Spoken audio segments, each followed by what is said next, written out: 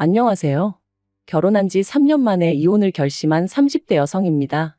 사람마다 외모도 성격도 전부 제 각각이라지만 그래도 저는 제 자신이 유별나다고 생각해 본 적은 없어요. 대단한 구석도 없지만 그렇다고 모난 구석도 없다고 믿고요. 그런데 어머님과 부딪힐 때마다 어머님은 제가 이상한 거랍니다. 사고방식이 글렀다나요. 저도 남편만큼 배울 만큼 배웠고 남들처럼 멀쩡히 사회생활 잘만 하고 있는데 말해요. 그래서 내리게 된 제 결론은 그냥 저는 이 집이랑 안 맞는다였지요. 그리고 저리 싫으면 중이 떠나야지 어쩌겠어요? 그래서 이혼을 결심했습니다. 남편하고는 아는 선배의 소개로 만났고 소개받았을 당시 제 나이 30, 남편 나이 32이었어요. 선배는 부담 없이 만나보라고 했지만 남편이나 저나 둘 다 적은 나이가 아니었다 보니 솔직히 부담스러웠던 것도 사실이고요. 하지만 선배하고는 여러 가지로 얽혀있는 상황이다 보니 자리 자체를 거절할 상황도 못 되었네요. 아무튼 그리고 말이 나왔으니 말이지만 소개팅을 받던 시기 저는 결혼과 비혼의 갈림길에서 고민이 많았어요. 사실 친정부모님 두 분의 사이는 좋았지만 하루아침에 친할머니께서 이제 같이 살아야겠다며 저희 집으로 들어오셨고 그래서 졸지에 친정어머니가 10년 넘게 다니시던 직장을 관두시는 걸 보고는 여러 가지로 충격이 컸었거든요. 게다가 이후로도 친정어머니께선 친할머니 때문에 때로는 고모나 작은아버지의 부탁 때문에 많은 걸 이해하시고 포기하셔야 했는데 아무래도 그런 어머니를 보고 자라서 그런지 언젠가부터는 결혼하면 여자만 손해란 생각이 강해져 가더라고요. 하지만 막상 제가 성인이 되어 사회에 나와보니 저희 어머니와는 달리 또 많은 여자들이 결혼을 하고도 계속해서 자기 커리어를 이뤄나가는 거예요. 그래서 그때 뭐랄까, 사고방식이 올바른 남자를 만나면 가정도 이루고 내 커리어도 이어갈 수 있지 않을까. 그런 생각도 들더라고요. 한편으론 제가 너무 부정적으로 세상을 보나 싶기도 했고요. 아무튼 그렇게 생각이 복잡하던 시기에 소개받은 게 남편이었네요. 남편은 저와 마찬가지로 직장을 다니는 평범한 회사원이었어요.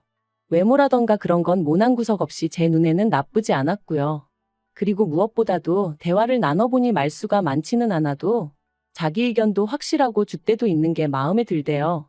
참고로 저 또한 우유부단한 성격은 아니다 보니 갈팡질팡하는 사람들을 보고 있으면 답답해서 아무튼 남편도 남편대로 제가 마음에 들었던 모양이에요. 첫 만남이 있고 나서 매주 주말마다 만나자고 해왔으니까요. 그리고 그렇게 저희는 대략 2달간의 탐색전 끝에 연애를 시작했습니다. 연애한 지 1년 만에 결혼까지 약속하게 되었고요.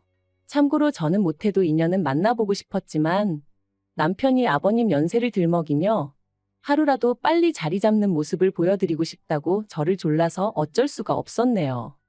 그런데 어이없게도 남편의 성화로 서두르게 된 결혼임에도 불구하고 결국 시댁으로부터 제대로 된 지원은 받지 못했어요. 왜냐하면 어디 아픈 데도 없으신 아버님이셨는데 어머님께서 아버님의 건강을 핑계로 주시기로 하셨던 돈을 주지 않으셨으니까요.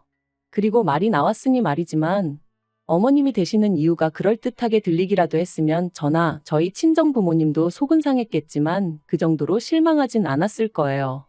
사실 상견례 자리에서도 어머님께서는 남편 앞으로 1억은 너끈히 해주실 수 있다며 저더러 땡잡았네 어쩌네. 별의별 말씀을 다 늘어놓으셨습니다. 평생 여자라곤 모르고 가족하고 일밖에 모르던 아들이라며 요새 이런 남자가 어딨냐 그런데 재력까지 있으니 얼마나 대단하냐며 제가 운이 억수로 좋다 하셨지요. 그리고 어머님의 그런 아들 자랑 돈 자랑이 솔직히 곱게만 들렸던 건 아니에요. 시쳇말로 눈꼴 시리고 안 입고 왔죠. 제 눈에 안경이라 해서 남편과 결혼을 마음먹은 건 사실이지만 그래도 어머님이 나서서 계속 호들갑을 떠시니 어찌나 볼썽사납던지. 하지만 저도 그렇고 저희 친정부모님도 그저 떨떠름하게 웃는 것 말고는 아무것도 못했어요. 당시 친정아버지가 작은아버지의 부탁으로 돈을 빌려주셨는데 작은아버지 사업에 문제가 생기면서 저희 친정에서는 1억씩이나 해줄 만한 상황이 못 되었거든요. 그런데 어이없게도 막상 청첩장이 나올 때까지 어머님은 이런저런 핑계로 돈을 주시지 않으시더니 결국 결혼식 2주 전 저를 불러 앉혀놓고 하시는 말씀이 아버님 연세를 생각하면 지금 당장 쓰러지셔도 이상할 게 없답니다. 그리고 그렇게 되면 병원비며 이것저것 한두 푼 들어가는 게 아닐 텐데 그때 돼서 저희한테 손 벌리고 그러면 저희도 그렇고 어머님 아버님도 얼마나 마음이 안 좋겠냐대요. 그래서 내린 결론이 당장 결혼하는데 뭐 딱히 지원해 줄 건 없고 살다가 사정 좋아지면 해주겠답니다. 그때는 솔직히 얼마나 어이가 없던지 분한 마음까지 들더라고요. 하루아침에 상황이 달라진 것도 아니고 그러면 최소한 상견례 때 예의는 갖춰주셨어야 하는 거 아닌가 싶었으니까요. 아무튼 결국 양가로부터 별다른 지원 없이 남편이 모아둔 돈과 제가 모아둔 돈 5천씩 반반 보태 그 돈으로 전세를 구했습니다. 서울이 아니었으니 다행이지 서울이었으면 어림택도 없었을 거예요. 그런데 문제는 결혼한 지 1년도 되지 않아 제가 임신을 했고 그러면서 회사를 관두게 되었어요. 사실 어떻게든 버텨보려고 했는데 입덧부터 시작해서 여러 가지로 출퇴근조차 어려운 상황이었거든요. 그리고 제가 다니던 회사는 내실이야 좋았지만 직원 수 자체는 10명 남짓의 소규모였다 보니 제가 제 몫을 제대로 해내지 못하면 안 되는 상황이었거든요. 그래서 결국 퇴사를 할 수밖에 없었는데 회사 대표부터 시작해서 같이 일하던 사람들이 더 안타까워하대요. 여담이지만 이때는 그래도 내가 인정받는 사람이긴 했구나 싶어 좀 기쁘기도 하더라고요. 아무튼 그런데 어이없게도 정작 제 퇴사를 알게 되신 어머님께서는 얼마나 노여워하셨는지 몰라요. 그것도 제 회사한테 노여워하신 게 아니라 퇴사를 했다는 사실에 노여워하셨어요. 말씀하시길 제 조건이랄 게 마음에 드는 게 없었지만 그래도 제가 제 밥벌이는 하겠구나 싶어서 허락한 결혼이었다 하시며 그런데 이제 와서 임신했다고 유세 부리냐 어떻게 남편 고생할 건 하나 생각도 안 하고 그거 좀 힘들다고 홀랑 회사를 때려치냐. 너는 그럼 앞으로 내 아들한테 기생해서 살겠다는 거냐? 이거 사기 결혼이다 하시는데 그때 어머님이 하신 말씀은 제가 죽을 때까지도 토시 하나 잊지 못할 것 같아요. 그래도 시간은 흘렀고 저는 눈에 넣어도 아프지 않을 딸아이를 낳았습니다. 솔직히 임신 사실을 확인했을 때부터 어머님은 당연히 제가 아들을 낳을 거라 믿으시는 눈치였지만 저는 아들이고 딸이고 전혀 신경 쓰지 않았어요. 그저 건강한 아이였으면 좋겠다는 거 그리고 굳이 보태자면 남편이 아닌 제 눈을 닮았으면 좋겠다는 정도였지요. 그런데 제가 딸을 낳고 나니 어머님이 임신 내내 주시겠다 하시던 조리원비도 못 준다셨습니다. 제가 당신이 부탁해서 애를 낳은 것도 아니고 좋아서 낳은 건데 왜 몸조리를 당신이 시켜줘야 하냐는 핑계를 대시면서 말해요. 하지만 계획보다 일찍 아이를 갖게 된 것도 남편이 아버님 돌아가시기 전에 손주 한번 안겨드리고 싶다 해서 가진 거였거든요. 어머님도 거의 똑같은 말씀을 하셨었고요. 그래서 이때부터는 어머님이 뭘 하시건 간에 말 그대로 콩으로 매주를 쓴다고 해도 믿지 않겠다 다짐을 했죠. 그런데 이런 상황을 알게 된 친정부모님께서 어이없다 하시더니 제 계좌로 500만 원을 보내주셨습니다. 이 돈으로 산후조리원에 가라시면서 말해요.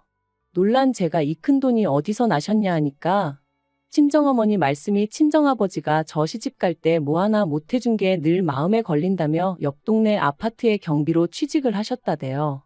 임신한 제가 걱정하느라 스트레스 받으면 어쩌냐며 저한테는 절대로 말하지 말라셨다면서요. 그 이야기를 듣는데 말 그대로 눈물이 쏟아졌어요. 돌이켜 생각해보면 남편하고 죽고 못 살 만큼 사랑한 것도 아닌데 이런 대접받고 살자고 친정부모님 가슴에 상처내가며 결혼을 했나 싶어가지고요. 하지만 지난날 후회한다고 뭐가 달라지는 것도 아니고 그냥 그렇게 한 10분을 꺽꺽 울어대며 전화기만 붙들고 있었던 것 같아요. 그런데 황당한 건 친정부모님한테 500을 받았다는 사실을 알고서는 남편이 했던 말이었습니다. 그렇지 않아도 자기도 너무 속상해서 산후조리원비로 어머님하고 크게 다퉜다며 어머님도 미안해하고 계신다더니 한다는 말이 어머님한테 한 번 기회를 드린다 생각하고 산후조리를 어머님한테 해달라고 하면 어떻겠냐대요.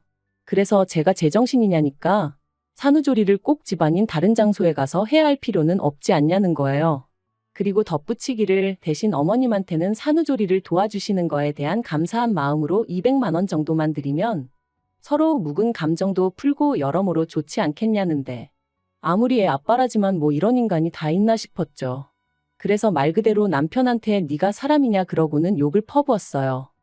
산후조리원 일로 남편이고 시댁이고 정이 있는 대로 떨어졌고 이후로 남편과는 애 때문에 산다는 마음으로 살았습니다.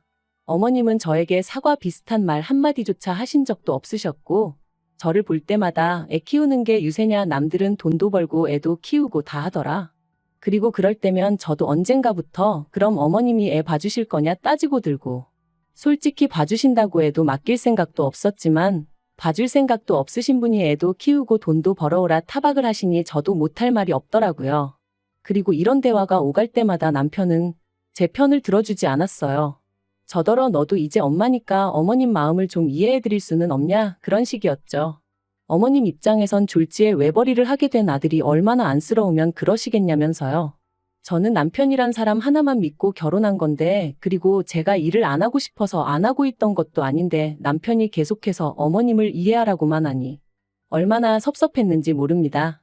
그런데 사람이 죽으란 법은 없다고 그 무렵 생각지도 못한 연락을 한 통 받았어요.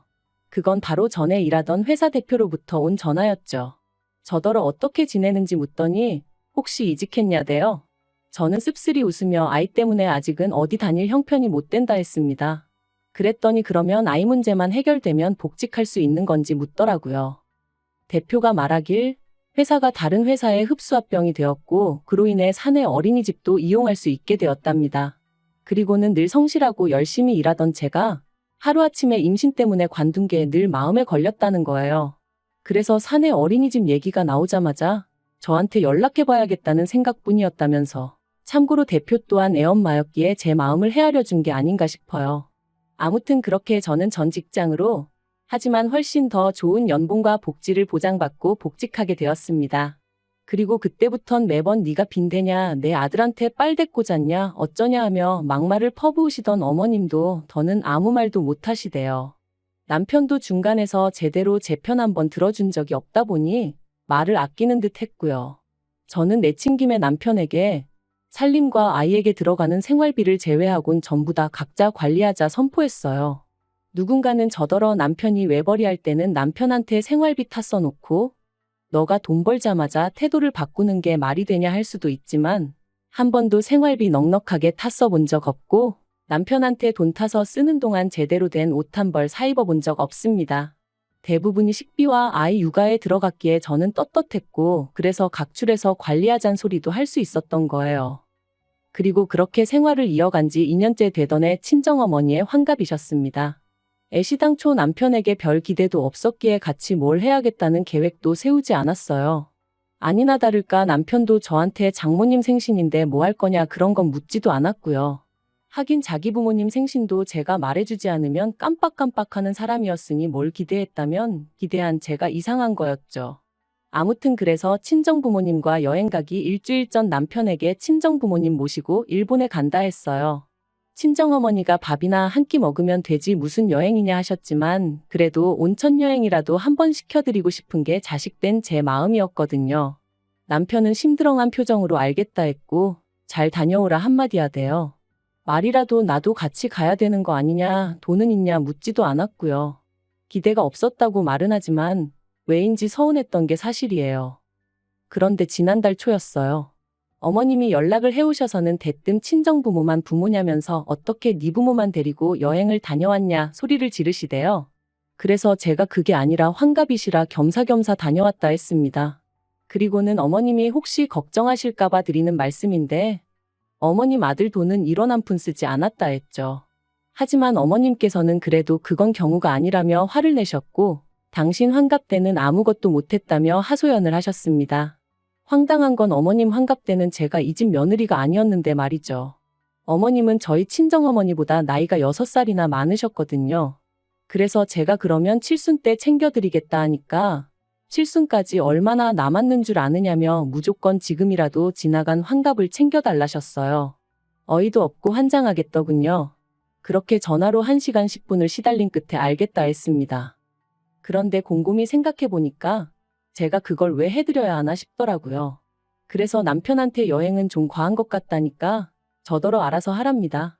자기는 어머님 환갑 때 100만 원 해드렸으니까 이 일과는 상관이 없다면서 말이죠.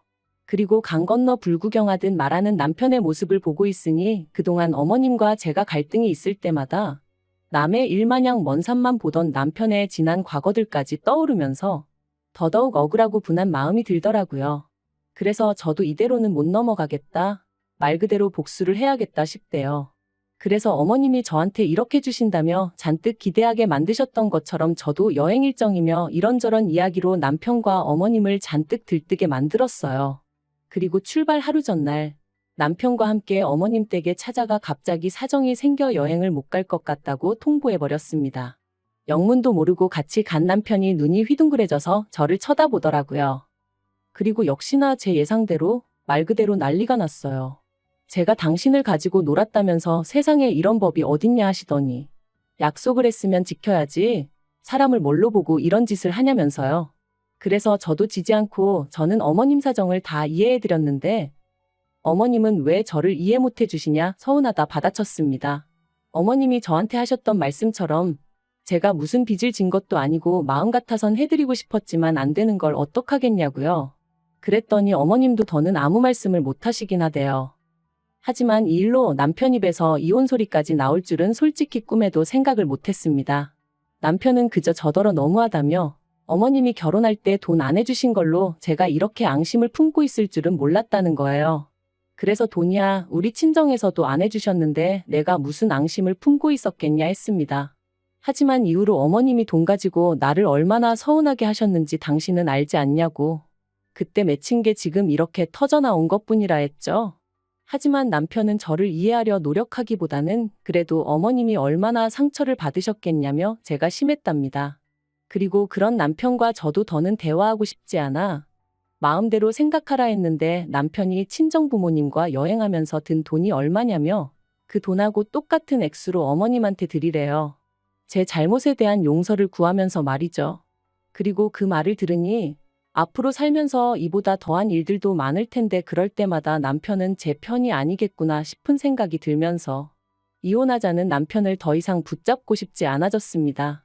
솔직히 붙잡은 것도 제가 남편이 너무 좋아서 그런 것보단 애 아빠니까 그런 거였고요. 결국 남편과 저는 협의 이혼 중이고 앞으로 한 달 정도면 저희는 완전히 남남이 됩니다. 앞으로 혼자 아이를 키우며 살 생각을 하면 솔직히 눈앞이 깜깜하기도 하지만 그래도 정서적으로나 경제적으로나 뭐 하나 의지하기 힘든 사람과 부대끼며 사는 것보단 혼자가 낫겠다는 확신이 있거든요. 그리고 엄밀히 말하면 저를 아껴주는 부모님과 직장 동료들 친구들이 있으니 저는 혼자가 아니죠. 잘 살 수 있을 거라 믿어요.